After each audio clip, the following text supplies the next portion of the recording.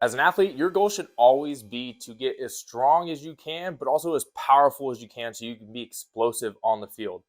What's up? I'm Coach Nick. I'm a certified strength and conditioning coach and owner of Athlete Academy, and I'm going to be taking you through a workout today, which we are going to be developing that power overall. So the workout is a little bit of background. This is the method that we're going to be using as a part of a program design that's called the conjugate method. And real quick, what the conjugate method means or it has in it is there's 2 max effort days and 2 dynamic effort days for a 4-day split that we're going to be using.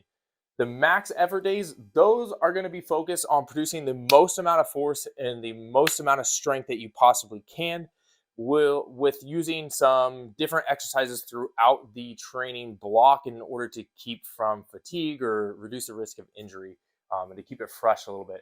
And then we have our dynamic effort days. And the dynamic effort days are almost like the speed and power work. We're working on how fast we can move the bar to increase our rate of force development and other qualities to really help you become that more explosive athlete. And within the dynamic effort days, we use something called accommodating resistance. So this can either be with bands like this or chains that you apply to the box or dumbbells or whatever you're going to be using. And what that does is when you are lifting a weight, it typically gets easier and easier as you get closer to locking out or the end range of motion. What the bands do and what chains do is it makes the resistance heavier and heavier as the bands stretch.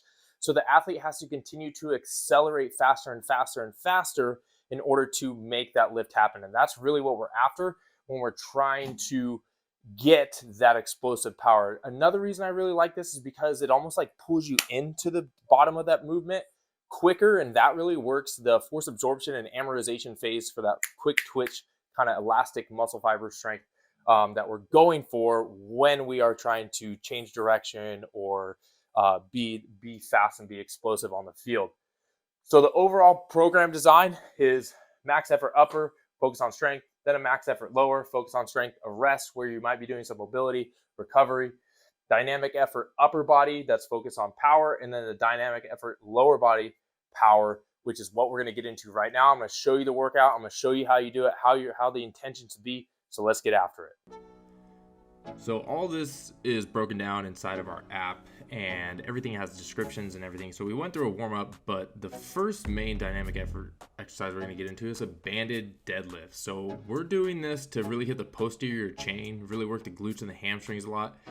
You want to be violent and explosive with these. So make sure that you have good form before moving into a dynamic effort set where you add bands like this.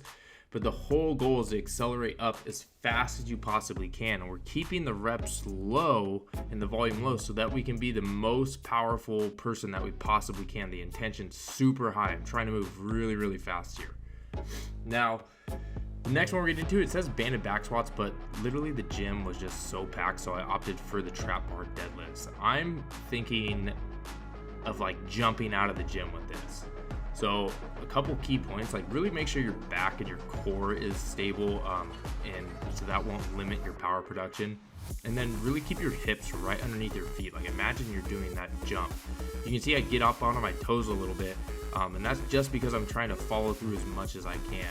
Now we're gonna get into another power-based exercise. This is our hanging high pull.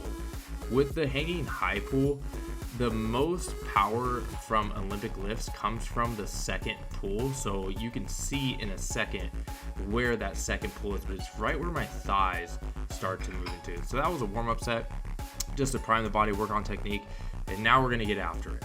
So again, same thing, make sure your back, your core, everything's locked in when you're doing this. You're trying to literally rip that bar off the ground as high as you possibly can.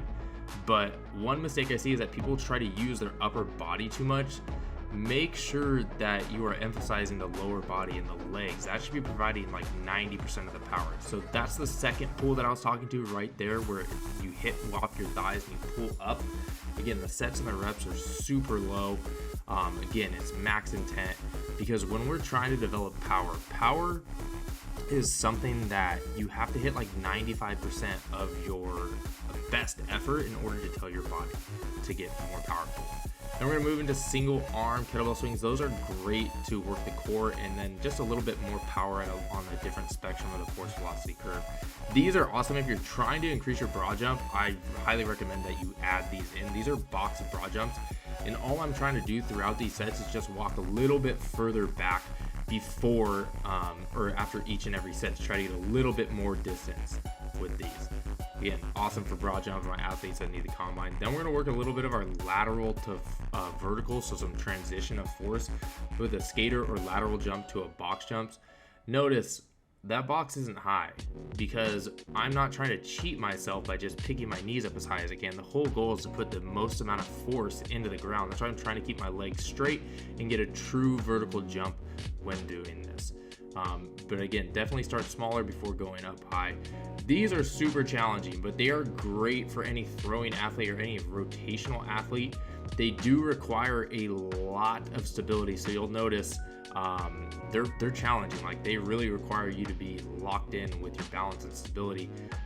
If you can't quite get these right, you can just go from a standing tall position, but the intensity needs to be, you're trying to pop that ball. You're literally trying to throw it as hard as you possibly can each and every rep. What's up? Just want to say I hope you guys got a lot of value out of this, and I hope that this helps make you a better athlete and you start adopting some of these methods and types of training to help you become a better athlete, because that's our mission overall, is to give athletes the best knowledge, resources, tools available at this current state in order to make you a more explosive, dynamic athlete. And if you like this, you can find this entire program inside of our Strength and Power program, which is a part of our Elite Athlete Project membership. The one that we just did was in week 3 of our lower body. So click the link below. You can learn more about the Elite Athlete Project, where there's a bunch of coaching. You hop on coaching calls with me. There's a group, community, everything that you need to know, and every bit of support that you're going to need to make the best progress possible.